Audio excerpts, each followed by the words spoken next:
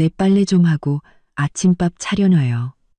제 아파트에 공짜로 얹혀 사는 남편의 조카가 저에게 내뱉은 말입니다. 그 애가 제게 더러운 속옷을 집어던졌을 때 정신을 차리기도 전에 그 속옷은 조카의 입에 처박혀 있었습니다. 남편은 소파에서 벌떡 일어났지만 저는 단 한마디로 그를 다시 주저앉혔죠. 이야기를 시작하기 전에 채널 구독과 좋아요 부탁드립니다. 고맙습니다. 편안하게 들어주세요. 김민서 씨는 늘 자신이 운이 좋은 여자라고 생각했다. 38세 이모에게 상속받은 서울 중심가의 소형 아파트, 건설회사 격리팀장이라는 안정적인 직업, 그리고 자신을 끔찍이 사랑하는 남편 박준호 씨까지 적어도 11월의 그 재수없는 목요일 전까지는 그렇게 믿었다. 박준호 씨는 42세의 남자치고는 마음이 여리고 심지어 무르기까지 한 사람이었다. 공장에서 전기기사로 일하며 월급도 괜찮게 받았지만 그의 가장 큰 특징은 친척, 특히 지방 소도시에 사는 여동생 박준희와 그녀의 대학생 딸에 대한 병적인 애착이었다. 그 목요일, 민서 씨는 평소보다 조금 늦게 퇴근했다. 세금 보고서 작업이 길어져 마지막 버스를 겨우 탔다.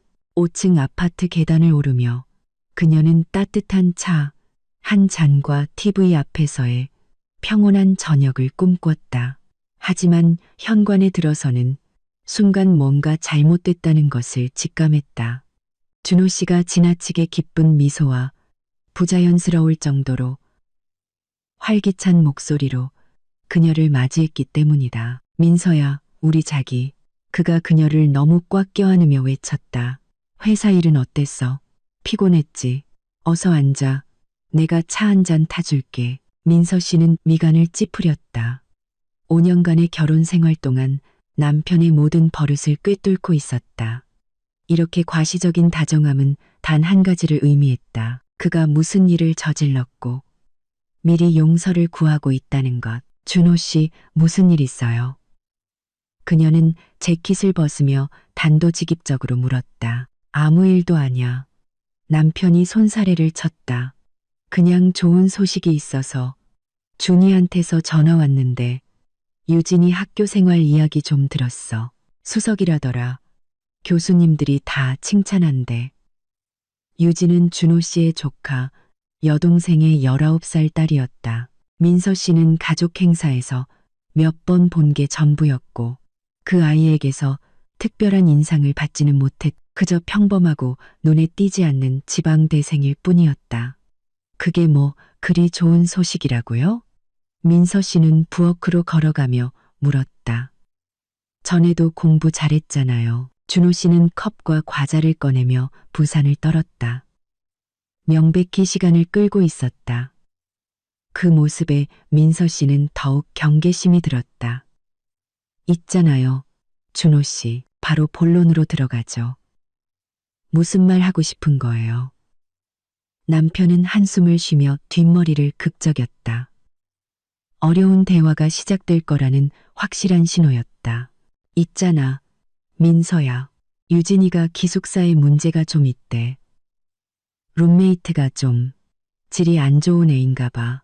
맨날 술 마시고 남자들 데려오고 음악도 시끄럽게 틀고 유진이가 너무 시달려서 공부도 제대로 못한대. 그럼 다른 방으로 옮겨달라고 하거나 자취방을 구하면 되잖아요.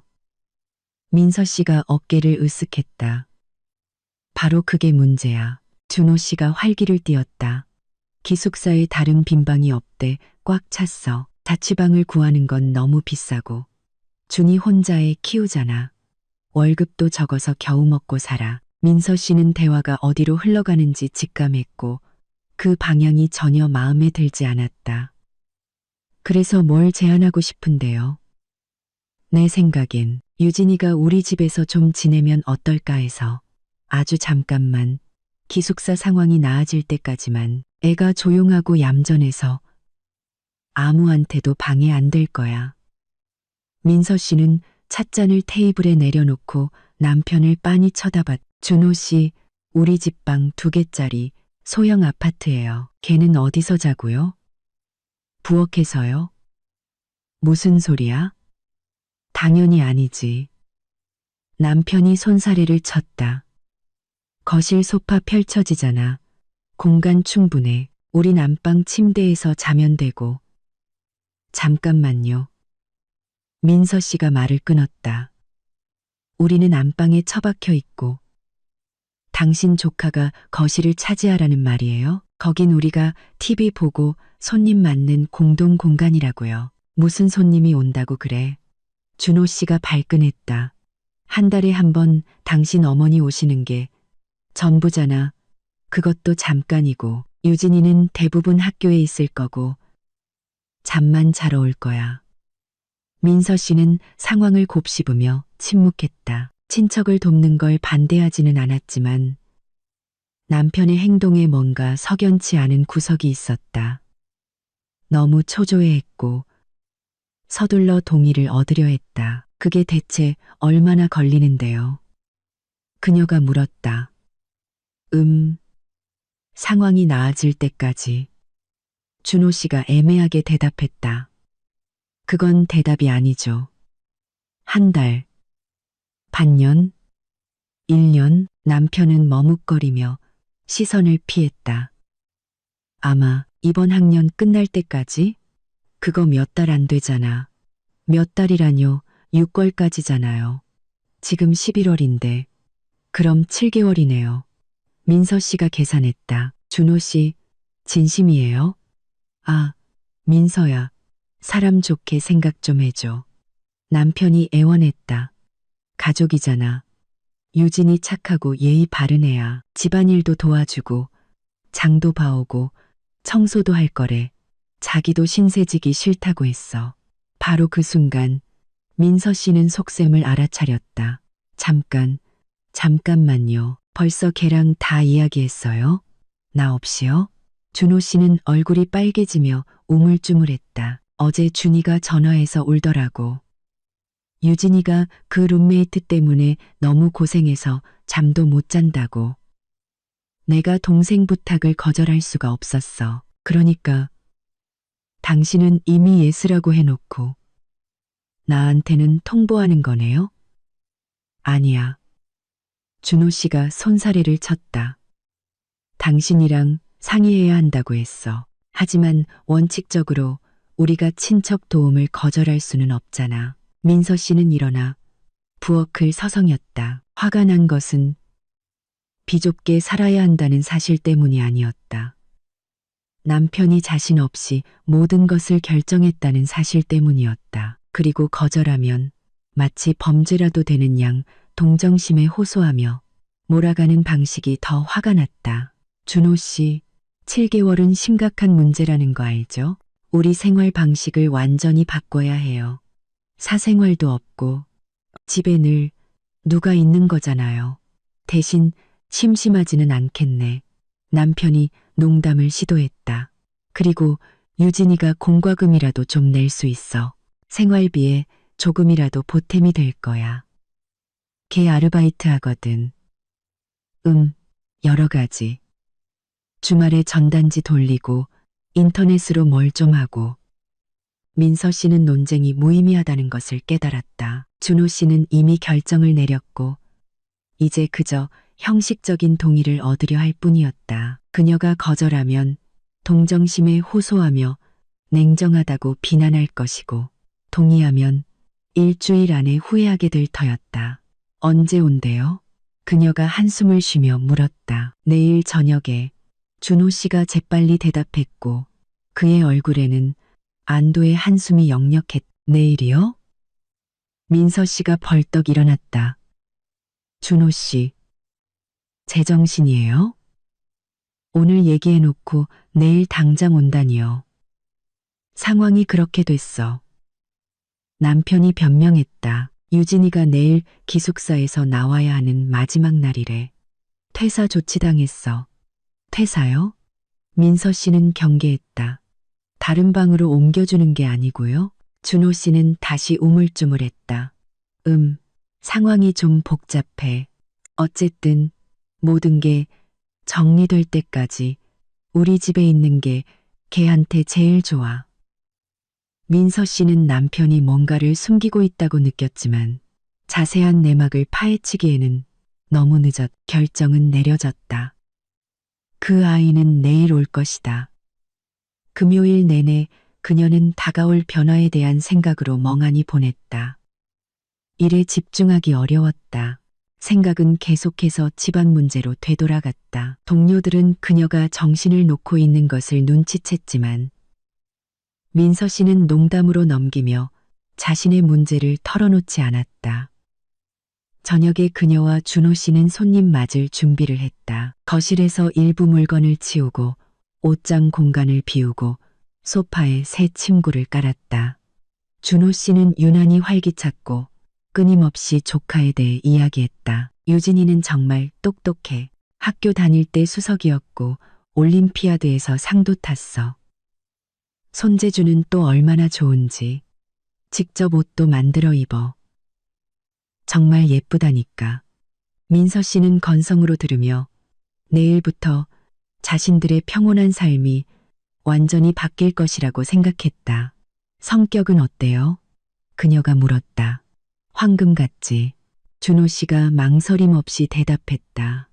조용하고 얌전하고 누구한테도 상처 안 줘. 준이가 정말 잘 키웠어. 성격이 그렇게 황금 같으면 왜 기숙사에서 쫓겨나요? 보통 문제아들을 쫓아내잖아요. 준호 씨는 순간 침묵하더니 손사래를 쳤다. 거기 완전 엉망이야. 사감 선생님이 늙고 까다로워서 애들한테 다 트집 잡아. 유진이가 그냥 운이 없었던 거지. 하지만 민서 씨는 남편의 눈이 흔들리고 목소리가 불안정해지는 것을 눈치챘다. 분명히 그는 아는 것보다 더 많은 것을 숨기고 있었다. 토요일 저녁 6시쯤 초인종이 울렸다.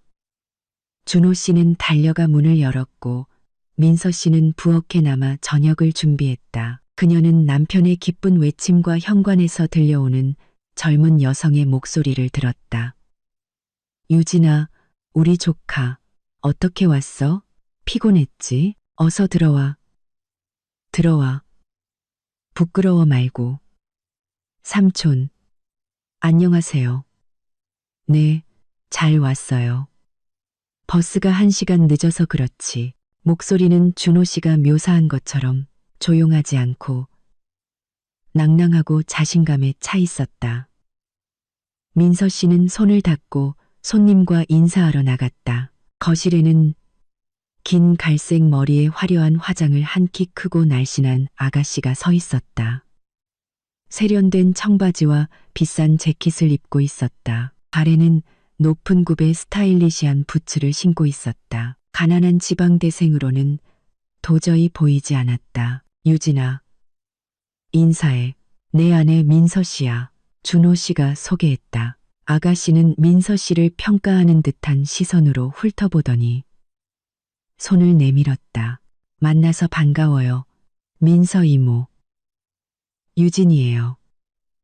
악수는 거의 남자처럼 억셌고 그녀의 눈에서는 감사함이 아닌 마치 자비로운 평가와 같은 것을 읽을 수 있었다. 나도 반가워요. 민서 씨가 퉁명스럽게 대답했다. 오는 길은 어땠어요? 괜찮았어요. 버스 안이 너무 답답해서 도착하기만 기다렸지만요. 준호 씨는 조카 주위를 맴돌며 재킷을 벗겨주고 편히 앉도록 도왔다. 배고프니? 이모가 저녁 준비 중이야. 곧 먹자. 캐리어는 어딨어? 입구에 뒀어요.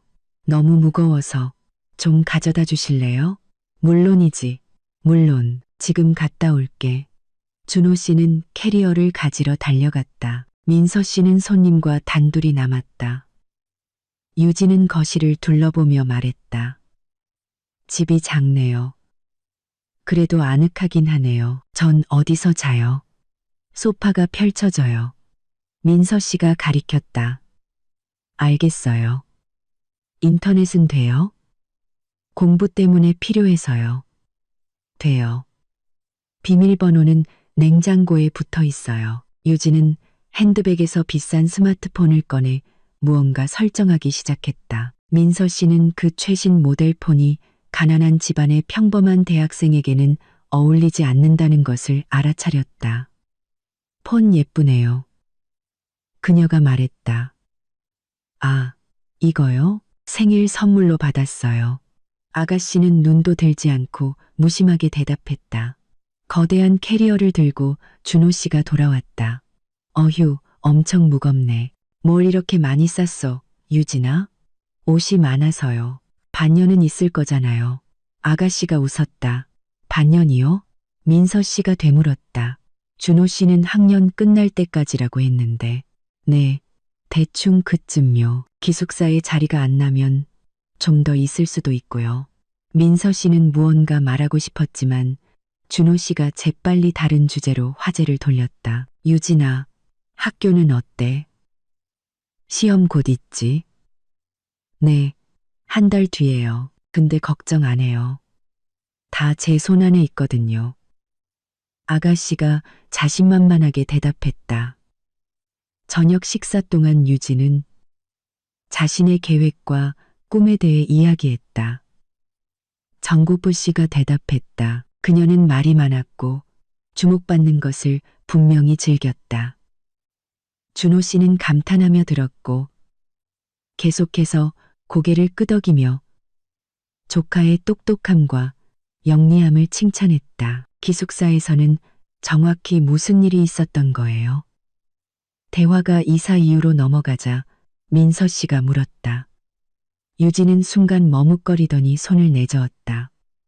거기 완전 엉망이에요. 사감은 사사건건 트집 잡고 규칙도 이상한 것만 만들고요. 룸메이트들은 최악이에요. 한 명은 맨날 술 마시고 다른 한 명은 매일 밤 남자를 데려와요. 도저히 공부할 환경이 아니에요. 그래서 다들 퇴사당한 거예요? 민서 씨가 계속 물었다. 전부는 아니지만 전 더 이상 거기 있을 수가 없었어요. 준호 씨가 재빨리 대화를 가로채 자신의 직장 이야기를 시작했다. 기숙사 문제에 대해 깊이 파고들고 싶지 않은 것이 분명했다. 저녁 식사 후 유진은 노트북을 들고 소파에 앉아 음악을 틀었다. 아주 크지는 않았지만 조용하지도 않았다. 민서 씨와 준호 씨는 안방으로 들어갔. 어때? 괜찮은 애지? 남편이 문을 닫으며 물었다. 준호 씨, 걔 정말 대학생 맞아요? 민서 씨가 조용히 물었다. 무슨 바보 같은 질문이야. 당연히 대학생이지. 왜? 너무 비싸게 하고 다녀서요. 핸드폰, 옷, 화장품 전부 가난한 집애가 쓸만한 게 아니에요. 아르바이트를 잘하나 보지. 아니면 돈 많은 남자친구가 있거나. 준호 씨가 대수롭지 않게 넘겼다. 아니면 룸메이트 때문에 기숙사에서 나온 게 아닐 수도 있잖아요. 준호 씨가 미간을 찌푸렸다. 민서야, 무슨 말을 하고 싶은 거야? 아무것도 아니에요. 그냥 당신이 저한테 모든 진실을 말해주지 않는 것 같아서요. 무슨 진실? 애한테 도움이 필요하고 우린 돕는 거야. 뭐가 이해가 안 돼? 민서 씨는 일단 더 캐묻지 않기로 했다. 시간이 지나면 유진이 어떤 아이인지, 왜 왔는지 드러날 것이다. 거실에서는 음악 소리와 키보드 두드리는 소리가 들려왔다. 아무래도 조카는 제대로 자리를 잡았고 일찍 잘 생각은 없어 보였다. 규칙은 설명해 줬어요? 민서 씨가 물었다. 11시 이후에는 조용히 하고 청소하고 음식 사는 거요. 무슨 규칙이 필요해? 준호 씨가 의아해했다. 어린애도 아니고 어떻게 행동해야 할지 스스로 알 거야. 하지만 민서 씨는 그렇게 낙관적이지 않았다. 무언가 문제가 이제 막 시작되고 있다는 예감이 들었다. 그녀의 예감은 맞았다. 1시간도 안 돼서 거실의 음악 소리는 더 커졌고 유진에게 친구들이 찾아왔다. 민서 씨는 웃음소리와 대화소리, 부엌에서 나는 그릇소리를 들었다. 준호 씨, 당신 조카가 손님 데려왔어요. 그녀가 남편의 옆구리를 찔렀다. 그래서 뭐, 젊은 애들이 어울리는 거 정상이야. 토요일 밤 10일 쉬면 그럴 수 있죠. 하지만 매일 새벽까지는 아니잖아요. 에이, 유난 떨지 마. 남편이 투덜거리며 벽 쪽으로 돌아 누웠다. 민서 씨는 누워서 거실에서 들려오는 소리를 들었다. 내일은 흥미로운 하루가 될 것이라는 예감이 들었고 그녀는 틀리지 않았다. 일요일 아침은 민서 씨가 부엌에서 나는 소리에 잠을 깨면서 시작되었다. 시계는 6시 반을 가리키고 있었다. 부엌에서는 그릇이 시끄럽게 달그락거리는 소리, 프라이팬이 지글거리는 소리, 그리고 태평한 콧노래가 들려왔다. 민서 씨는 가운을 걸치고 무슨 일인지 보러 나갔다. 부엌에서 그녀는 순식간에 기분을 망치는 광경을 목격했다. 유진이 짧은 반바지와 탑을 입고 가스레인지 앞에 서서 계란 4개로 프라이를 하고 있었고 그 주위는 완전한 혼돈 상태였다. 식탁에는 달걀 껍데기, 빵 부스러기, 열린 버터와 햄 포장지가 널브러져 있었다. 프라이팬에서는 기름이 사방으로 튀었고 가스레인지는 기름때로 뒤덮여 있었다. 좋은 아침이에요. 민서 씨가 어수선한 광경을 둘러보며 말했다. 민서 이모. 안녕하세요. 유진이 돌아보지도 않고 쾌활하게 대답했다. 저 아침 먹어요. 괜찮으시죠? 어제 와서 너무 배고파서요. 민서 씨는 말없이 냉장고를 열었다. 예상대로 그녀가 일주일치로 사놓은 식료품은 거의 남아있지 않았다. 햄, 치즈, 버터가 거의 다 사라졌고 빵도 절반이나 없어졌다. 유진 씨, 그럼 저랑 준호 씨는 아침으로 뭘 먹죠? 그녀가 평정을 유지하려 애쓰며 물었다. 마트 가서 사오시면 되잖아요. 아가씨가 계란 프라이를 뒤집으며 태평하게 대답했다. 지금 근처에 다 열었을 텐데요. 일요일 아침 7시 반에요. 그럼 9시까지 기다리세요. 유진이 어깨를 으쓱했다. 별일 아니잖아요. 한 끼 굶는다고. 민서 씨는 분노로 손이 떨리기 시작하는 것을 느꼈다. 이 애는 자기들 음식을 다 먹어치우고 부엌을 난장판으로 만들어 놓고 가게 문 열 때까지 기다리라고 조언까지 하고 있었다. 유진 씨, 뒷정리는 할 생각 없어요? 아침 다 먹고 치울게요. 그녀가 대수롭지 않게 말했다. 급할 거 없잖아요. 하지만 아침 식사는 길어졌다. 유진에게 그녀만큼이나 젊고 뻔뻔한 친구가 찾아왔기 때문이다. 그들은 식탁에 앉아 의자에 흐트러져 앉아 어젯밤 파티에 대해 시끄럽게 떠들기 시작했다. 당연히 아무도 설거지를 할 생각은 없어 보였다. 민서 씨가 넌지시 남혁누라. 부엌 좀 치워줄래요? 요리할 데가 없네. 저희 아직 안 끝났는데요. 유진이 놀란 듯 말했다. 커피 다 마시고 치울게요. 하지만 커피는 차로. 차는 그날의 계획에 대한 토론으로 이어졌고 청소는 아무도 시작하지 않았다. 결국 민서 씨가 직접 설거지를 하고 부엌을 정리했고 아가씨들은 거실로 옮겨가 음악을 틀었다. 준호 씨는 민서 씨가 새 식료품을 사서 가게에서 돌아온 10시가 되어서야 일어났다. 웬일로 일찍 일어났네. 그가 하품하며 말했다. 6시 반에 당신 조카 아침 식사 소리에 깼어요. 민서 씨가 퉁명스럽게 대답했다. 괜찮아. 익숙해질 거야. 남편이 손을 내저었다. 젊은 애들은 일찍 일어나는 거 좋아해. 준호 씨, 걔가 우리 음식 다 먹고 부엌을 돼지우리로 만들어 놨다고요. 민서야, 유난 떨지 마. 음식은 문제 없어. 또 사면 되지. 정리에 대해선 내가 얘기해 볼게. 하지만 그 대화는 이루어지지 않았다. 준호 씨가 온종일 충직한 강아지처럼 조카 주위를 맴돌았기 때문이다. 동네를 구경시켜주고 가게에 데려가고 그녀가 원하는 자질구레한 것들을 사주었다. 저녁에는 그녀의 친구와 함께 셋이서 영화를 보러 갔다. 그들은 밤 11시에 시끄럽고 즐거운 모습으로 집에 돌아왔다. 준호 씨는 기분이 들떠 농담을 했고 아가씨들은 큰 소리로 웃었다. 민서 씨는 책을 읽으려 했지만 집중할 수 없었다. 좀 조용히 해줄래요? 그녀가 부탁했다. 내일 출근해야 하잖아요. 에이, 이모. 유진이 대수롭지 않게 말했다. 아직 11시밖에 안 됐어요. 저희 소란 피우는 거 아니잖아요. 정말로 그들은 소란을 피우지 않았다. 그저 크게 말하고 자주 웃고 음악을 틀었을 뿐이다. 하지만 집에서의 조용함과 평온에 익숙한 민서 씨에게는 그것이 너무 과했다.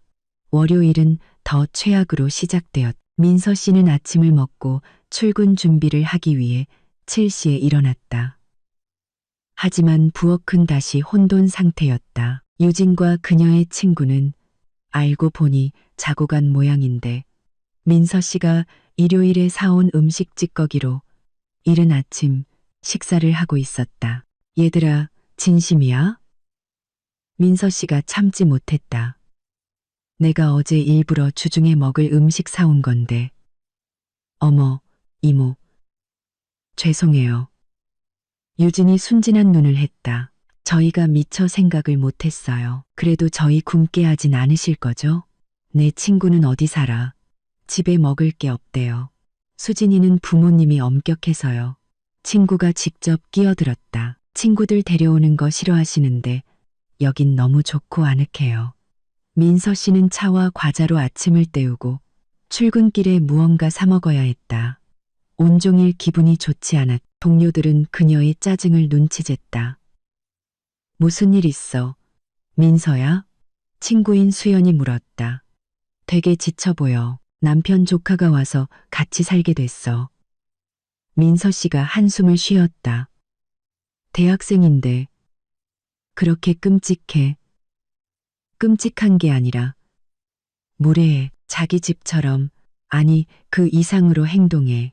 우리 음식 먹고 친구들 데려오고 시끄럽게 굴고. 남편은 뭐래?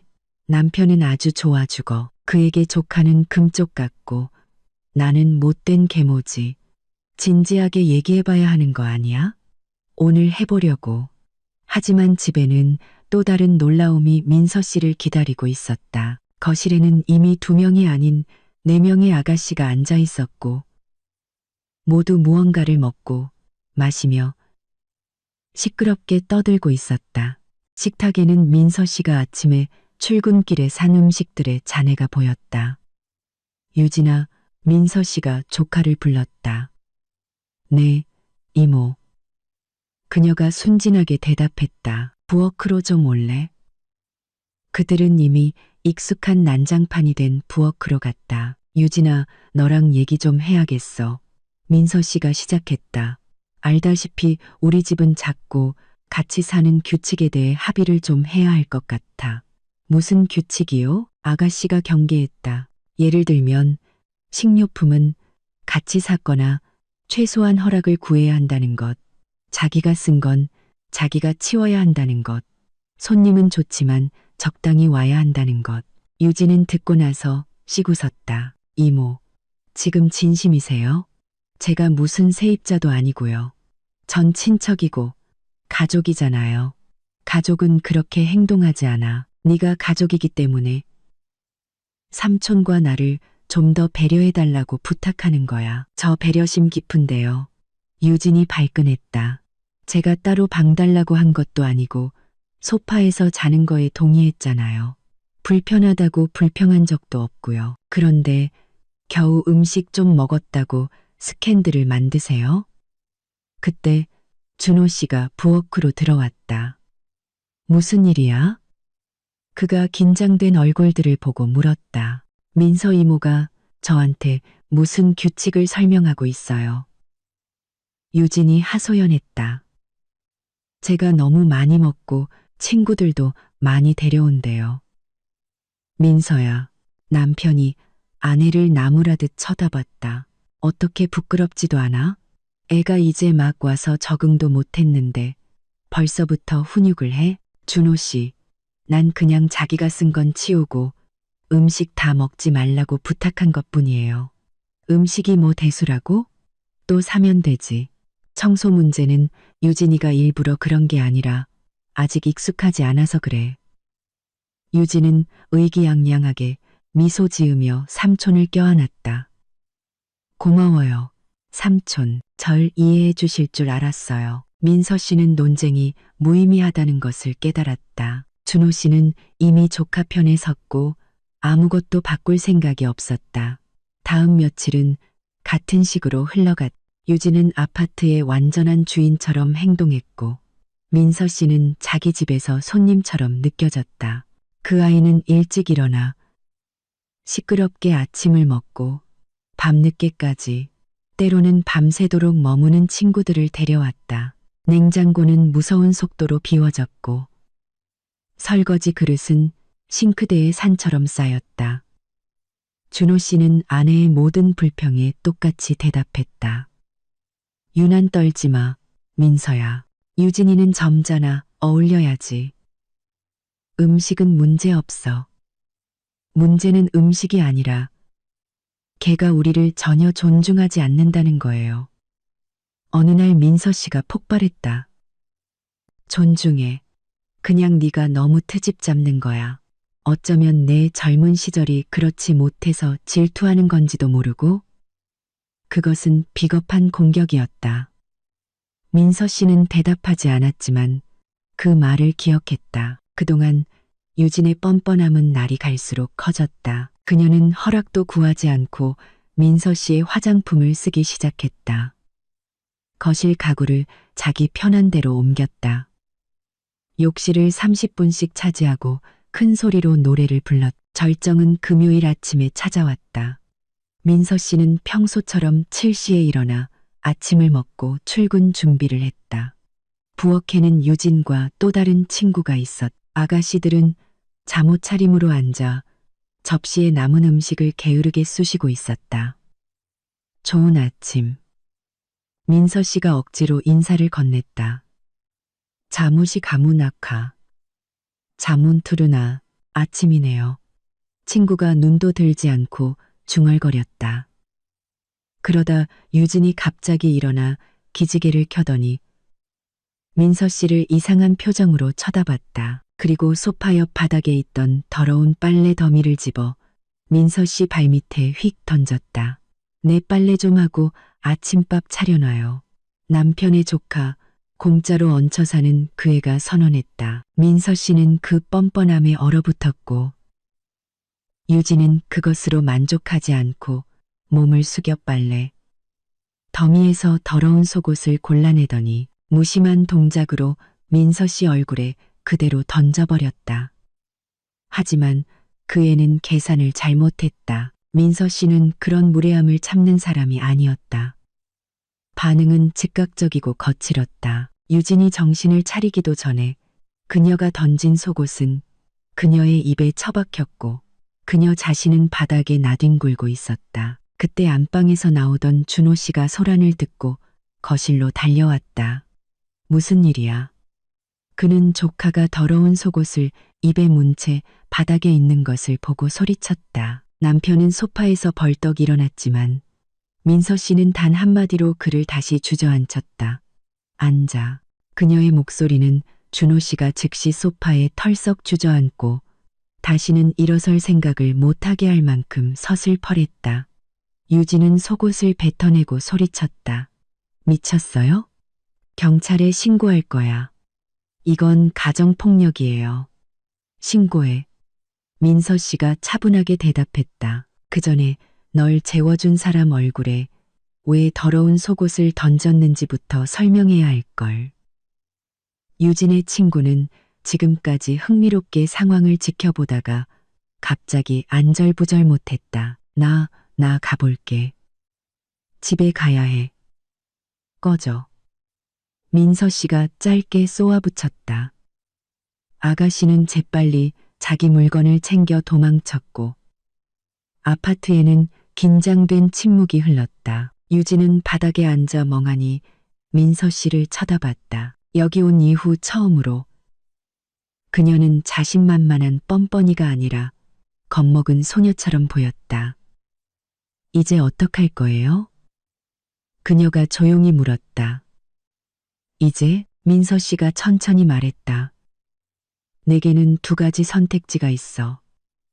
첫째, 지금 당장 내 짐 싸서 내 집에서 꺼지는 것.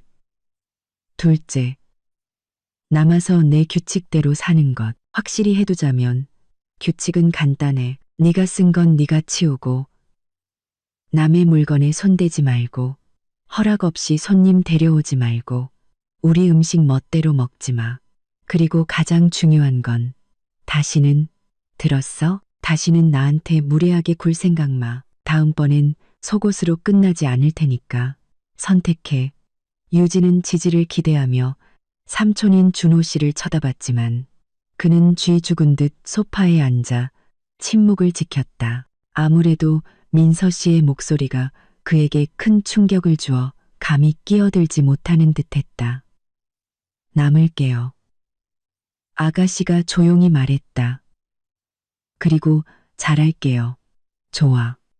민서 씨가 고개를 끄덕였다. 그럼 지금 당장 시작해.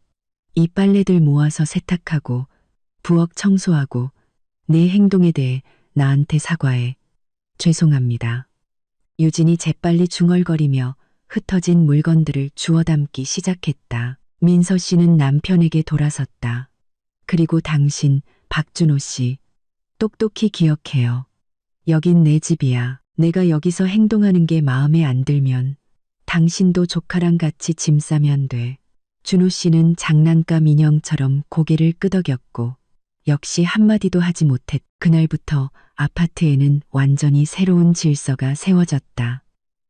유진은 순종과 예의의 표본으로 변신했. 그녀는 뒷정리를 하고 설거지를 하고 자기 돈으로 식료품을 사고 허락 없이 친구들을 데려오지 않았다. 마주치면 공손하게 인사했고 식탁에서는 조용했으며 저녁에는 거실에서 조용히 책을 읽었다. 겉보기에는 문제가 해결된 것 같았지만 민서 씨는 바보가 아니었고 그런 극적인 변화가 진심일 리 없다는 것을 알았다. 유진은 그저 몸을 낮추고 적절한 시기를 기다리고 있을 뿐이었다.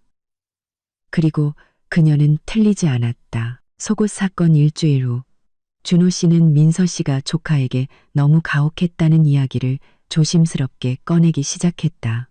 있잖아, 자기야. 그가 저녁에 안방에서 말했다. 애가 겁먹었잖아.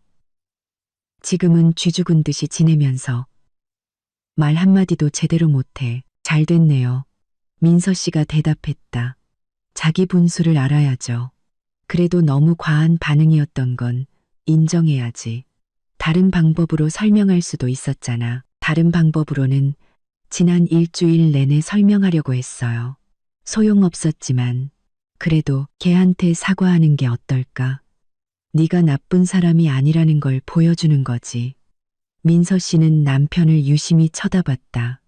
준호 씨, 그거 누구 생각이에요? 당신 생각? 아니면 걔 생각? 내 생각이지. 당연히. 그냥 집안 분위기가 이렇게 긴장된 게 불편해서 그래. 하지만 민서 씨는 남편이 거짓말하고 있다는 것을 알았다. 아마도 유진이 교묘하게 그를 구슬리며 억압받고 있다고 불평하고 보호해달라고 요청했을 것이다. 며칠 후 압박은 더 강해졌. 준호 씨는 조카가 밤마다 울고 부엌에 나가는 것조차 두려워하며 그런 대우에 고통받고 있다고 이야기하기 시작했다. 민서야, 애가 식욕도 완전히 잃었어. 얼마나 말랐는지 좀 봐. 민서 씨는 쳐다봤지만 살이 빠진 흔적은 전혀 보이지 않았다. 유진은 전과 똑같아 보였다. 준호 씨, 걔가 당신을 속이고 있는 거예요. 정말 모르겠어요? 무슨 소리야. 유진이는 그런 애 아니야. 진심으로 힘들어하고 있어. 그리고 며칠 후 민서 씨는 우연히 유진의 통화 내용을 듣게 되었다. 아가씨는 복도에 서서 누군가에게 불평하고 있었다. 있잖아. 그 아줌마가 나를 거의 죽일 뻔했다니까. 겨우 빨래 때문에. 삼촌 말로는 원래 성격이 그런데 자기 앞에서는 참다가 이제 본색을 드러낸 거래. 나 그 사람이랑 한 집에 있는 거 무서워. 민서 씨는 게임이 시작되었다는 것을 깨달았다. 유진은 남편뿐만 아니라 모든 친척을 자신에게서등 돌리게 만들기로 결심한 것이다. 자신을 가정, 폭군의 희생양으로 둔갑시키려는 속셈이었다. 저녁에 그녀는 준호 씨에게 단도직입적으로 물었다. 유진이랑 있었던 그 사건에 대해 누구한테 얘기했어요? 남편은 얼굴이 빨개지며 머뭇거렸다. 준이가 전화해서 딸이 어떻게 지내는지 묻길래 정확히 뭐라고 말했는데요? 별 얘기 안 했어. 그냥 사소한 문제로 다퉜다고. 걔가 나한테 더러운 속옷 던진 얘기는 했고요. 준호 씨는 시선을 피했다. 그건 중요하지 않은 사소한 부분이잖아. 알겠어요. 민서 씨가 고개를 끄덕였다. 그러니까 당신 버전으로는 내가 불쌍한 고아를 괴롭히는 못된 계모라는 거네요. 아니야. 그냥 준이를 불필요한 얘기로 속상하게 하고 싶지 않았을 뿐이야. 하지만 민서 씨는 이미 모든 것을 이해했다. 남편은 완전히 조카 편이었고 그녀는 가족의 괴물이 되어 있었다. 며칠 후 준호 씨의 여동생 준이에게서 전화가 왔다. 대화는 무거웠. 형님, 거기서 무슨 일이에요? 그녀가 바로 본론으로 들어갔다. 유진이가 전화해서 울어요. 형님이 소리 지르고 괴롭힌다고. 아가씨, 제가 왜 걔한테 소리 지르는지 궁금하지는 않으세요? 무슨 이유든 간에 걔는 아직 애잖아요. 19살에 부모 없이 낯선 도시에 와 있다고요. 지지가 필요하지 공격이 필요한 게 아니에요. 더러운 속옷이나 집어던지는 애가요. 그래서 뭐요? 좀 던졌다고. 젊은 애들은 욱할 수 있잖아요. 형님은 어른이시니 이해하셔야죠. 민서 씨는 대화가 무의미하다는 것을 깨달았다. 준이는 이미 딸의 이야기에 근거해 의견을 굳혔고 바꿀 생각이 없었다. 알겠어요. 민서 씨가 말했다. 그럼 이렇게 하죠. 아가씨 딸이 한 번만 더 저한테 무례하게 굴면 길거리로 내쫓을 거예요. 아가씨도 준호 씨도 그 누구도 제 의견을 신경 쓰지 않는 건 당신들 권리예요.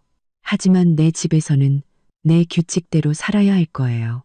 어떻게 감히. 준이가 분개했다. 가족이잖아요. 바로 그렇기 때문에 참고 있는 거예요. 민서 씨가 대답하고 전화를 끊었다. 이 통화 후 준호 씨는 완전히 입을 닫았다. 그는 분명히 아내에게 불만이 있었지만 공개적으로 충돌하지는 못했다.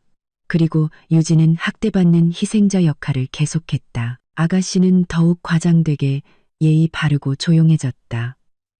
민서 씨 앞에서는 속삭이듯 말했고 복도에서 마주치면 마치 발로 차일까 두려운 듯 벽에 바싹 붙었다. 식탁에서는 시선을 내리깔고 앉아 있다가 이따금씩 말없는 비난이 가득한 눈으로 쳐다볼 뿐이었다. 준호 씨는 이 모든 것을 보며 분노로 들끓었다. 몇 번이나 더 이상 이렇게 지낼 수 없다는 대화를 시작하려 했지만 민서 씨가 칼같이 끊었다.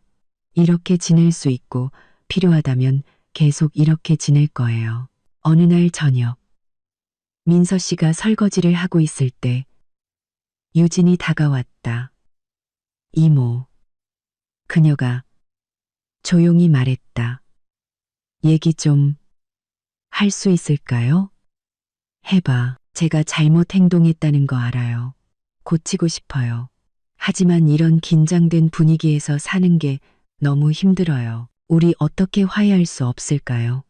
민서 씨는 아가씨를 쳐다봤다. 유진은 순진한 얼굴로 서 있었다. 눈에는 진심 어린 간청이 담겨 있었지만 그녀의 자세와 말투에서 무언가 거짓이 느껴졌다. 화해하고 싶다고? 민서 씨가 물었다. 좋아. 그럼 이 질문에 솔직하게 대답해. 너 기숙사에서 왜 쫓겨났어? 유진은 머뭇거렸다. 말씀드렸잖아요. 룸메이트들 때문에. 거짓말. 진실을 말하면 화해에 대해 이야기해보지. 하지만 전 진실을 말하고 있어요. 그럼 대화 끝이야. 민서 씨가 돌아섰다. 유진은 잠시 더 서 있다가 거실로 갔다. 1시간 후 민서 씨는 그녀가 누군가와 통화하며 불평하는 소리를 들었다. 그 아줌마는 제대로 대화조차 안 하려고 해. 내가 사과하려고 했는데 오히려 나한테 막말을 하더라. 삼촌은 이런 걸 참으면 안 된다고 하는데 내가 뭘 어떻게. 갈 데도 없는데. 민서 씨는 전쟁이 계속되고 있으며 단지 다른 국면으로 접어들었을 뿐임을 깨달았다. 이제 유진은 순교자 역할을 하고 자신은 가정 폭군으로 몰리고 있었다. 그리고 가장 끔찍한 것은 이 전쟁에서 남편이 자기 편이 아니라는 사실이었다. 자신의 아파트에서 긴장된 생활이 일주일 더 지난 후 민서 씨는 우연히 남편이 실제로는 무엇을 계획했는지에 대한 진실을 알게 되었다. 수요일 저녁, 그녀는 평소보다 일찍 퇴근했다. 정전사고 때문에 일찍 퇴근시켜 주었다. 계단을 오르던 그녀는 문 너머로 준호 씨의 목소리를 들었다. 그는 통화 중이었고 목소리는 신뢰감 있고 편안해 보였다. 아니야, 준이야. 모든 게 계획대로 잘 되고 있어. 민서가 처음엔 좀 저항했지만 난 걔가 더 빨리 포기할 줄 알았어. 여자들은 보통 가족을 돌봐야 한다는 걸 알잖아. 민서 씨는 계단참에 멈춰서서 귀를 기울였다. 물론이지. 내가 유진이가 집안일 도울 거라고 말했어. 생각해봐. 얼마나 편해. 젊고, 에너지 넘치고, 요리도 하고 청소도 할 수 있고. 민서는 퇴근하고 오면 피곤하잖아. 걔한테도 훨씬 편할 거야. 민서 씨의 심장이 차갑게 식었다. 그렇다면 모든 것이 미리 계획된 것이었다. 준호 씨는 처음부터 자신을 조카의 공짜 하녀로 이용할 계획이었고 조카에게는 가정부 역할을 맡겼던 것이다. 무슨 소리야, 준이야. 무슨 잔인함. 그냥 성격 좀 보여준 거지. 내가 가끔 욱하는 성격이라고 경고했잖아. 괜찮아. 유진이는 이제 더 조심해야 한다는 걸 알 거야. 민서 씨는 열쇠를 꺼내 일부러 시끄럽게 자물쇠에 꽂았다. 준호 씨는 즉시 입을 다물었고 그녀가 들어갔을 때는 이미 통화를 끝내고 있었다. 알았어, 준이야. 나중에 얘기하자. 민서 왔네. 다녀왔어요. 민서 씨가 퉁명스럽게 인사했다. 자기야. 오늘 일찍 왔네. 남편이 부산을 떨었. 회사 일은 어땠어? 괜찮았어요. 그녀가 짧게 대답하고 부엌으로 들어갔다. 하지만 속은 분노로 들끓었다. 그렇다면 갈 곳 없는 불쌍한 조카라는 이 모든 연극은 미리 연출된 것이었다. 준호 씨는 그저 동생 딸에게 공짜 보모를 제공하고 동시에 유진을 통해 가정부를 얻으려 했을 뿐 아내의 동의를 구할 생각조차 하지 않았다. 그리고 가장 역겨운 것은 그가 동생과 함께 자신을 마치 교육하고 올바른 가족 의무를 가르쳐야 하는 철없는 아이처럼 이야기하고 있다는 사실이었다. 저녁 식사 때 민서 씨는 남편과 조카를 유심히 관찰했다. 준호 씨는 유진에게 과장되게 신경 쓰며 계속 무언가를 권하고 학교 생활에 대해 물었고 아가씨는 조용하고 얌전하게 대답하며 이따금씩 민서 씨에게 조심스러운 시선을 던졌다. 유진아, 시험은 어떻게 돼가? 준호 씨가 물었다. 곧 시험이잖아. 네, 2주 뒤에요. 아가씨가 대답했다. 조금씩 준비하고 있어요. 필요한 거 있으면 과외 선생님이든 교재든 말해. 부끄러워 말고. 고마워요, 삼촌. 하지만 저 혼자 할 수 있어요. 민서 씨는 이 대화를 들으며 불과 일주일 전 이 얌전한 아가씨가 자신에게 더러운 속옷을 던졌다는 사실을 떠올렸다. 지금은 조용한 희생자인 척 연기하고 있었다. 저녁 식사 후 유진은 평소처럼 식탁을 치우고 설거지를 한 뒤 교과서를 들고 얌전히 거실로 사라졌다. 준호 씨는 TV 앞에 자리를 잡았고 민서 씨는 서류 작업을 핑계로 안방으로 들어갔다. 사실 그녀는 상황을 정리하고 있었다. 한편으로는 겉보기에 모든 것이 정상으로 돌아왔다.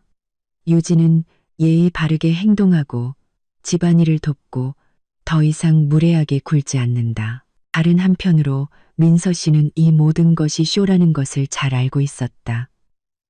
그 아이는 소동이 가라앉기를 기다리며 숨어 있다가 때가 되면 다시 본색을 드러낼 것이다. 그리고 남편은 그녀가 생각했던 그런 사람이 아니었다. 5년의 결혼 생활 동안 그가 그런 기만을 할 수 있는 사람이라는 것을 전혀 의심하지 못했다. 그녀 등 뒤에서 계획을 세우고 친척들과 그녀를 험담하고 그녀를 공짜 하녀처럼 대하는 사람. 다음 날 목요일 민서 씨가 예상했던 일이 일어났다. 그녀는 저녁 8시까지 야근했다. 아침까지 제출해야 할 긴급 보고서가 있었다. 지치고 배고픈 채로 집에 도착해 그저 저녁을 먹고 일찍 잠자리에 들고 싶다는 생각뿐이었다. 하지만 집에는 놀라움이 기다리고 있었다. 거실에는 유진과 그녀의 친구 2명이 앉아 있었고 식탁에는 푸짐한 저녁 식사의 잔해가 놓여 있었다. 요리는 민서 씨가 일주일치로 사놓은 식료품으로 만든 것이 분명했다. 안녕하세요. 민서 씨가 거실로 들어서며 말했다. 이모. 유진이 벌떡 일어났다. 이렇게 늦게 오실 줄 몰랐어요. 보통 더 일찍 오시잖아요. 야근했어요. 이쪽은 누구죠? 민서 씨가 아가씨들을 가리켰다. 수진이랑 아영이요. 같은 과 친구들이에요. 같이 시험 공부하고 있었어요. 민서 씨는 식탁을 훑어보았다. 교과서는 보이지 않았다. 대신 빈 과자 봉지, 음료수병, 음식이 남은 접시들이 널려 있었다. 알겠어요. 그녀가 퉁명스럽게 말했다. 얘들아, 여기 얼마나 더 있을 거야. 친구들은 서로를 쳐다보며 챙기기 시작했다. 네, 저희 이제 막 가려던 참이에요. 한 명이 서둘러 말했다. 고마워, 유진아. 잘 먹었어. 아가씨들이 떠난 후 민서 씨는 부엌으로 갔다. 예상대로 완전한 난장판이었다. 산더미 같은 더러운 그릇, 식탁에 쏟아진 소스, 바닥에 부스러기, 그리고 거의 텅 빈 냉장고. 유진아, 그녀가 조카를 불렀다. 네, 이모. 아가씨가 부엌 문에 나타났다. 이건 뭐죠? 저녁 준비했어요. 시험 공부하려면 잘 먹어야 하잖아요. 내 음식으로요. 이모가 괜찮으실 줄 알았어요. 우린 가족이잖아요. 가족. 민서 씨가 되뇌었다. 알겠어요. 뒷정리는요? 지금 치울게요. 유진이 서둘러 말했다. 애들 배웅하고 바로 치우려고 했어요. 아니. 민서 씨가 그녀를 막았다. 됐어. 내가 할게. 그녀는 스펀지를 들고 설거지를 시작했다. 유진은 옆에 서 있다가 조용히 물었다. 이모, 화 안 나셨어요? 아니. 민서 씨가 돌아보지 않고 대답했다. 화 안 났어. 목소리가 그러셔서. 내 목소리 원래 이래. 유진은 잠시 더 서 있다가 거실로 갔고 민서 씨는 설거지를 계속하며 인내심이 바닥나고 있다는 생각을 했다. 금요일 아침 그녀는 현관에서 나는 소리에 잠을 깼다. 소리로 보아 누군가 외투가 걸린 옷장을 뒤지고 있었다. 민서 씨는 조용히 일어나 안방에서 밖을 내다보았다. 유진이 현관 옷장 앞에 서서 민서 씨의 가죽 재킷을 입어보고 있었다. 작년 생일에 민서 씨가 자신에게 선물한 비싼 재킷이었다. 유진아. 민서 씨가 조용히 말했다. 아가씨는 깜짝 놀라 돌아섰다. 아, 이모. 좋은 아침이에요. 저 그냥 한번 보려고요. 재킷이 너무 예뻐서. 벗어. 네.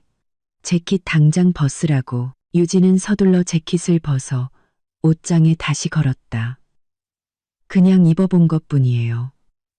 그녀가 변명했다. 나쁜 짓 한 거 아니에요. 다음부턴 허락 맡아. 네, 그럴게요. 하지만 아가씨의 눈에는 짜증과 비슷한 감정이 스쳤고 민서 씨는 그것을 놓치지 않았. 온종일 그녀는 무슨 일이 터질까 경계하며 지냈다. 그리고 그 일은 오래 기다리지 않았다.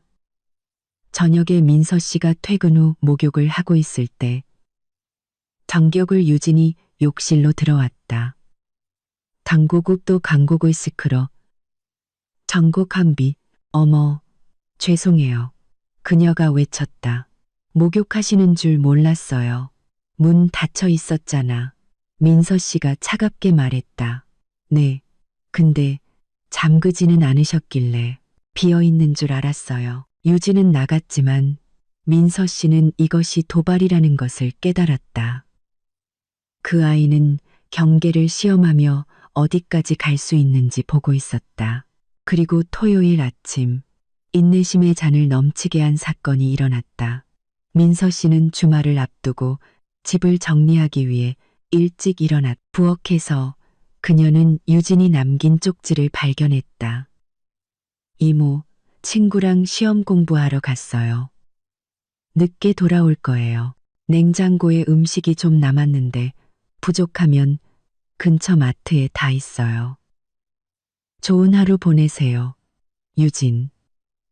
민서 씨는 쪽지를 2번 읽었다. 어조는 공손했지만 그 속뜻은 명확했다. 내 맘대로 해. 난 내 편한 대로 살 테니. 그녀는 냉장고를 열었다. 정말로 조금 남아 있었다. 우유 한 팩, 달걀 3개, 빵 한 조각, 나머지는 모두 사라졌다.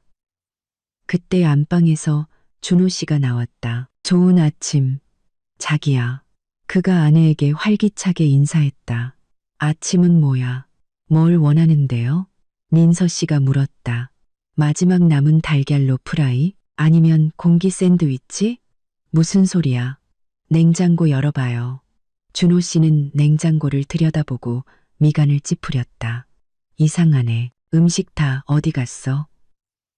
당신의 그 훌륭한 조카가 어제 친구들이랑 잔치를 벌이고 오늘 아침엔 쪽지 한 장 남기고 도망갔어요.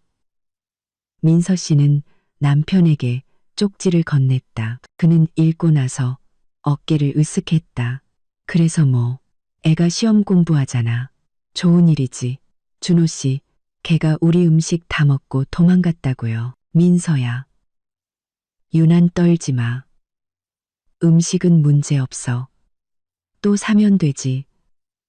이번 달에만 벌써 몇 번째예요. 매주 우리 음식을 다 먹어치우고 사라져요. 어린애처럼 왜 그래? 가족은 서로 도와야지. 민서 씨는 남편을 쳐다보다가 문득 깨달았다.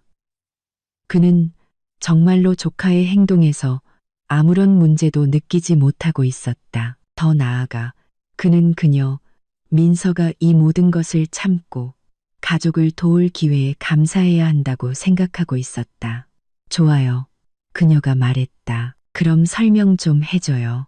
우리 가족이 유진이의 존재로부터 구체적으로 얻는 게 뭐죠? 뭐라니? 우리가 애가 교육받도록 돕고 있잖아. 걔가 우리에게 문제 말고 주는 게 뭔데요? 준호 씨는 머뭇거렸다. 집안일 돕잖아. 돕는다고요? 준호 씨? 한 달 동안 걔가 우리 저녁 차려준 적 한 번도 없고, 장 보러 간 적도 없고, 집안 대청소한 적도 없어요. 자기 뒷정리나 할 뿐이지. 그것도 한바탕 싸운 뒤에요. 걔는 공부하잖아. 대학생은 시간이 없어. 직장인은 시간이 더 없어요. 그런데 어째서인지 나는 일도 하고, 요리도 하고, 청소도 하고, 장도 볼 시간이 있네요. 민서야, 왜 애한테 트집을 잡아? 애요? 민서 씨가 폭발했다. 준호 씨, 걔 19살이에요. 그 나이면 벌써 가정을 꾸리고 애도 낳아요. 당신의 그 애는 기생충처럼 행동하고 있다고요. 어떻게 친척한테 그런 말을 할 수가 있어? 쉽게 할 수 있죠. 사실이니까. 걔는 우리 음식을 먹고 우리 물건을 쓰고 우리 집에 얹혀 살면서 아무것도 돌려주지 않아요. 그걸 기생이라고 부르는 거예요. 준호 씨는 분노로 얼굴이 시뻘개졌다. 민서, 너 선 넘고 있어. 가족이잖아. 아니요, 준호 씨. 이건 가족이 아니에요. 가족이란 서로를 돌보는 거지. 여기는 한쪽만 돌보고 다른 쪽은 이용만 하잖아요. 어떻게 감히. 유진이는 착한 애야. 착한 애는 자기를 재워준 사람한테 더러운 속옷이나 던지지 않아요. 그 속옷 얘기 좀 그만해. 젊은 애들은 욱할 수 있잖아. 누구나 그럴 수 있지. 민서 씨는 남편을 유심히 쳐다봤다. 준호 씨, 솔직하게 대답해봐요. 당신 조카가 당신 어머니한테 더러운 속옷을 던졌어도 누구나 그럴 수 있다고 말했을까요? 준호 씨는 입을 다물었다. 두 사람 모두 그 질문에 대한 답을 잘 알고 있었기 때문이다. 그럴 줄 알았어요. 민서 씨가 말했다. 결국 나한테만 무례하게 굴어도 된다는 거네요. 난 친가족이 아니라 그냥 아내니까. 무슨 그런 말을 해. 사실을 말하는 거예요. 한 달 동안 당신은 단 한 번도 내 편을 들지 않았어요. 조카한테 걔가 틀렸다고 말한 적도 없고요. 대신 매일 내 집에서 내가 어떻게 행동해야 하는지만 가르치고 있죠. 민서야, 좀 이성적으로 생각해봐. 나 이성적이에요. 그래서 더 이상 이렇게는 안 된다는 걸 알아요. 무슨 말을 하고 싶은 거야? 당신 조카가 사람답게 살기 시작하든지 아니면 여기서 나가든지 둘 중 하나라는 거예요. 민서야. 준호 씨, 대화 끝났어요.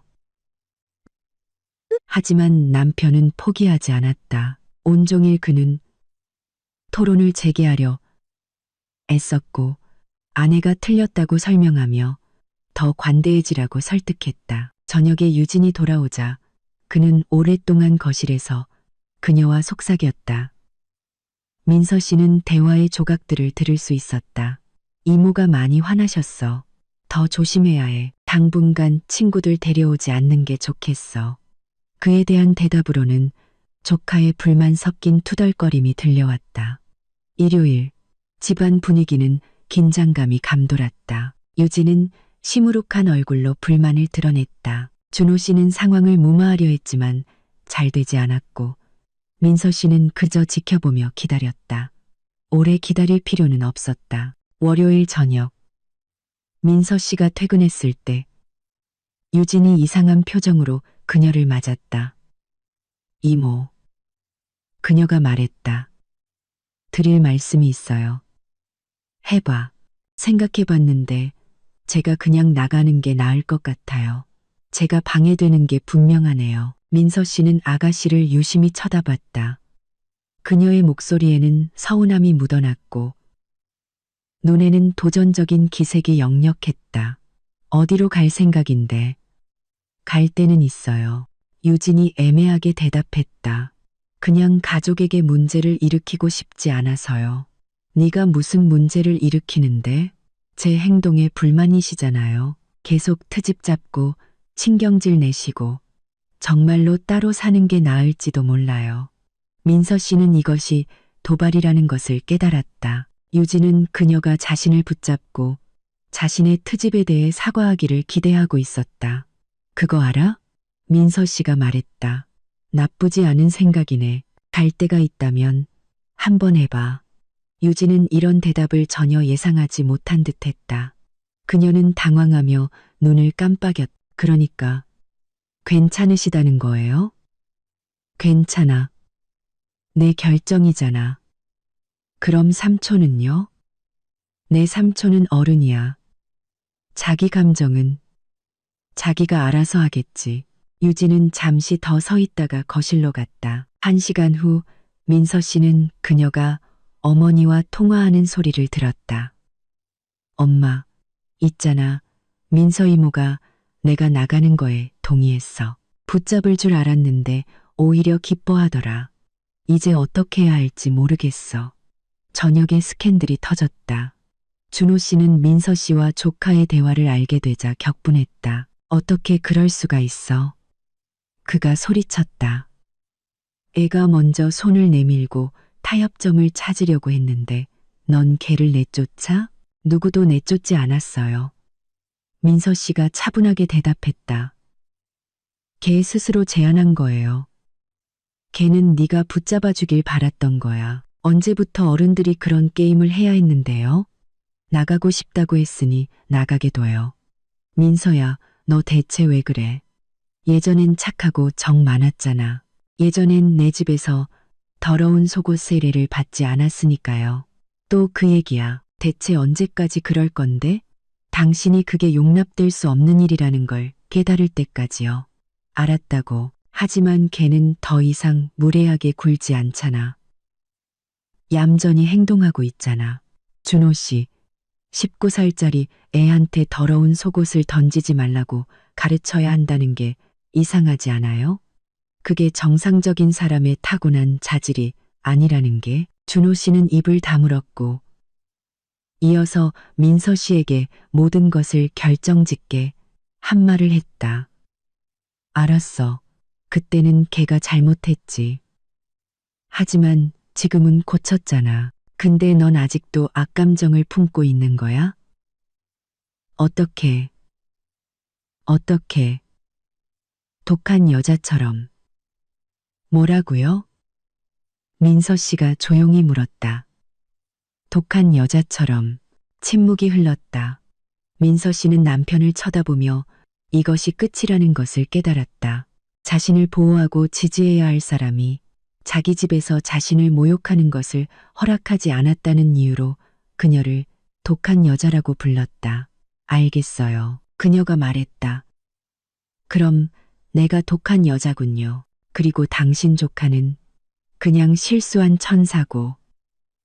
민서야, 그런 뜻이 아니었어.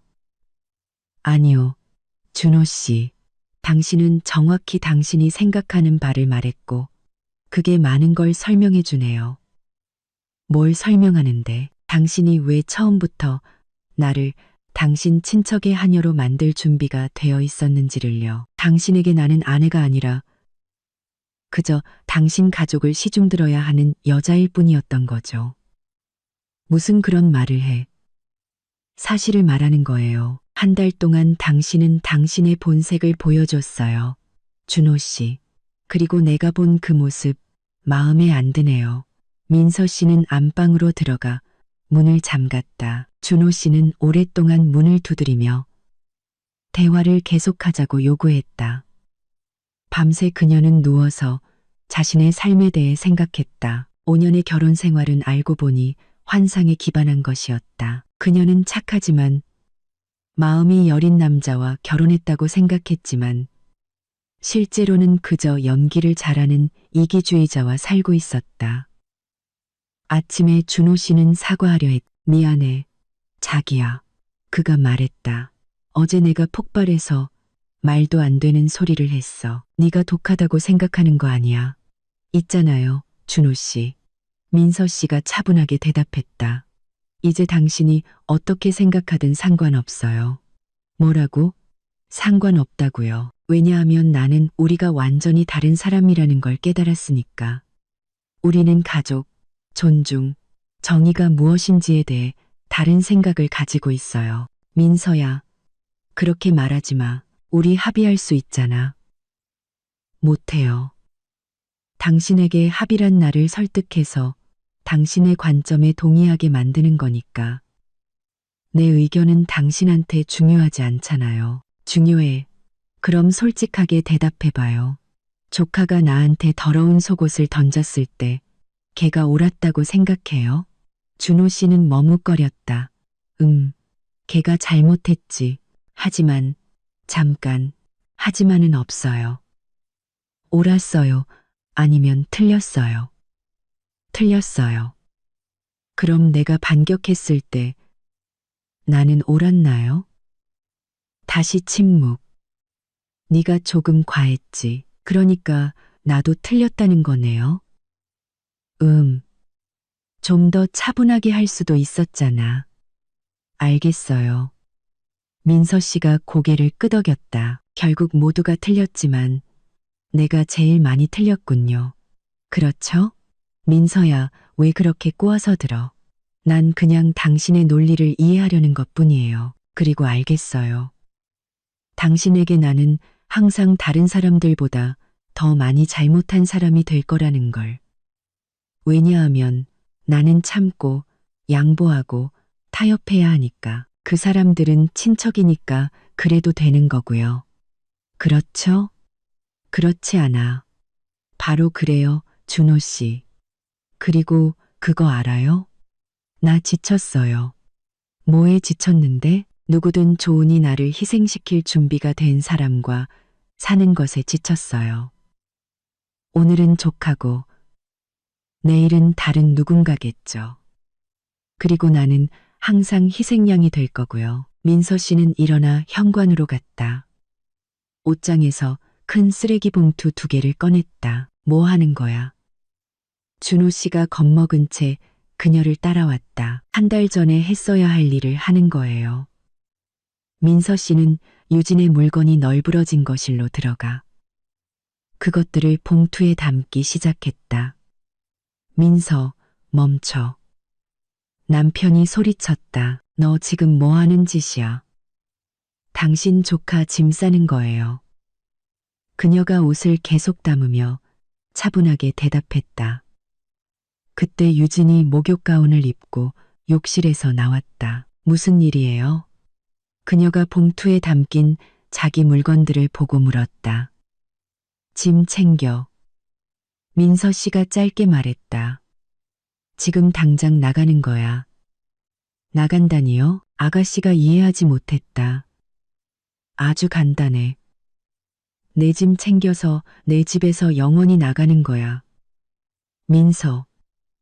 준호 씨가 폭발했다. 너 그럴 권리 없어. 아주 많지. 아내가 그를 돌아보며 말했다. 여긴 내 아파트야. 결혼하기 훨씬 전에 이모한테 상속받은 거라고. 그리고 누가 여기서 살지 결정할 완전한 권리가 나한테 있어. 하지만 우린 가족이잖아. 아니, 준호 씨. 우리는 더 이상 가족이 아니야. 가족이란 서로를 지지하는 거지. 모욕하는 게 아니니까. 민서 씨는 계속해서 조카의 짐을 쌌다. 화장대에 화장품, 책, 노트북. 모든 것이 봉투 안으로 날아 들어갔다. 이모, 잠깐만요. 유진이 애원했다. 저 갈 데 없어요. 더러운 속옷이나 던질 때 진작 생각했어야지. 하지만 저 고쳤잖아요. 잘하고 있잖아요. 얻어터진 뒤에나 그렇지. 이제 시간 다 됐어. 민서야, 사람답게 굴어. 준호 씨가 애원했다. 애가 정말 갈 데가 없다니까. 준호 씨, 당신은 사람답게 굴 건가요? 민서 씨가 그를 돌아봤다. 당신도 짐 싸요. 뭐라고? 내 말 똑똑히 들었을 텐데 당신들 둘 다 오늘 나가. 민서야, 날 쫓아낼 순 없어. 난 내 남편이야. 아직은 남편이지. 내일 이혼 서류 낼 거니까. 그리고 오늘부터 당신은 더 이상 내 남편이 아니야. 오늘은 내 집에서 1달 동안 나를 모욕한 사람일 뿐이야. 민서 씨는 안방으로 들어가 준호 씨의 가방을 들고 나왔다. 그의 물건들을 담기 시작했다. 이럴 순 없어. 남편이 소리쳤다. 날 집에서 쫓아낼 권리 없어. 당신 집에서는 없지. 하지만 여긴 내 집이고 여기서 누구든 쫓아낼 완전한 권리가 있어. 난 어디서 살라고. 내 알바 아니야. 아내보다 동생이 더 소중하면 동생네 집에 가든지 아니면 조카랑 같이 집을 구하든지 서로 그렇게 좋아하잖아. 유진은 문간에 서서 울고 있었다. 삼촌, 어떻게 좀 해봐요. 저 길거리에 나앉을 순 없어요. 아무것도 못해. 그가 망연자실하게 대답했다. 민서가 미쳤어. 미쳤다고요? 민서 씨가 되물었다. 내가 미쳤다고? 그럼 낯선 애가 나한테 무례하게 굴도록 내버려둔 당신은 뭐가 어떻게 된 건데요? 내 등 뒤에서 친척들이랑 나를 험담할 때는요. 나를 독한 여자라고 불렀을 때는요. 민서야, 내가 사과했잖아. 너무 늦었어. 새 아내한테나 사과해. 내 집에서는 나가. 민서 씨는 남편의 짐 싸기를 끝내고 가방들을 복도로 내놓았다. 10분 주겠어요. 그녀가 말했다. 그 뒤엔 경찰 부를 거예요. 감히 그러지 못할 걸. 할 수 있어. 당신도 잘 알 텐데. 준호 씨는 어쩔 줄 몰라 아파트를 서성였고 유진은 큰 소리로 울었다. 이모, 제발요. 제가 잘못한 거 알아요. 잘할게요. 늦었어. 민서 씨가 짧게 대답했다. 진작 생각했어야지. 하지만 전 어리고 어리석었잖아요. 그럼 나는 내 돈 들여서 그 어리석음을 참아줘야 하는 건가? 민서야. 준호 씨가 마지막으로 그녀에게 호소했다. 너 원래 착했잖아. 왜 이렇게 변했어? 나는 변한 거 없어. 그녀가 차분하게 대답했다. 그저 경계 없는 친절은 약함이 되고 그 약함을 사람들이 이용한다는 걸 깨달았을 뿐이야. 하지만 우리 5년이나 같이 살았잖아. 5년 동안 나는 환상 속에서 살았어. 내 옆에 괜찮은 사람이 있다고 생각했는데 알고 보니 배신자였지. 어떻게 그런 말을 아주 쉽게. 배신자란 친척들의 미소. 한 번에 가까운 사람을 파는 사람이야. 민서 씨는 시계를 보았다. 시간 다 됐어. 짐 챙겨요. 아니면 경찰 부를 거예요. 민서 씨가 장난이 아니라는 것을 깨달은 준호 씨와 유진은 서둘러 챙기기 시작했다. 아가씨는 아무 옷이나 걸쳐 입었고 준호 씨는 서류와 돈을 챙겼다. 우리 어디로 가요? 유진이 흐느꼈다. 일단 기차역으로. 삼촌이 침울하게 대답했다. 내 엄마한테 가자. 좋은 생각이네요. 민서 씨가 고개를 끄덕였다. 준희 씨가 그렇게 딸이 친척 집에서 살길 원했으니 이제 직접 그 애를 감당하게 둬요. 그들은 봉투와 가방을 들고 문으로 향했다. 민서. 준호 씨가 마지막으로 돌아보며 말했다. 너 이거 후회하게 될 거야. 아니. 그녀가 고개를 저었다. 난 이걸 더 일찍 하지 않은 것만 후회해. 문이 쾅 닫히고 아파트에는 더 없는 평화로운 정적이 흘렀다. 민서 씨는 방들을 둘러보며 원치 않는 손님들의 마지막 흔적을 지웠다. 거실 가구를 자기가 좋아하는 대로 다시 배치하고 불필요한 그릇들을 치우고 모든 방을 환기시켰다. 그리고 나서 커피 한 잔을 들고 가장 좋아하는 안락 의자에 앉았다. 그리고 한 달 만에 처음으로 자기 집에 있다는 것을 느꼈다. 아무도 그녀에게 무례하게 굴거나 그녀를 이용하거나 모욕하지 않을 곳. 물론 앞으로 이혼, 재산 분할, 친척들과의 설명이 남아있을 것이다. 사람들은 그녀가 잔인하고 무정하며 사소한 일로 가정을 파괴했다고 말할 것이다. 하지만 그녀는 상관없었다. 왜냐하면 그녀는 중요한 것을 깨달았기 때문이다. 자신을 존중하지 않는 사람들과 사는 것보다 혼자인 것이 낫다는 것을, 가까운 사람의 배신보다 외로움이 낫다는 것을. 민서 씨는 커피를 다 마시고 미소 지었다. 내일부터 새로운 삶이 시작될 것이다. 힘들지만 정직한 삶. 그리고 그녀는 그럴 준비가 되어 있었다.